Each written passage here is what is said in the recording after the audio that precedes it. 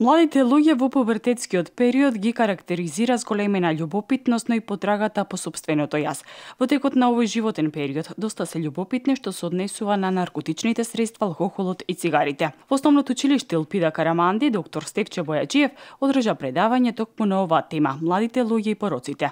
Многу битно е превентивата, затоа сум дојден. Превентивата таа е што кај младите ќе лечи, ќе усмерува и ќе заштитува. Тоа и во целото ова мое работно искуство, животно искуство и овај едукативен дел што го знам да го предадам на младите, мислам дека најважна е превенцијата.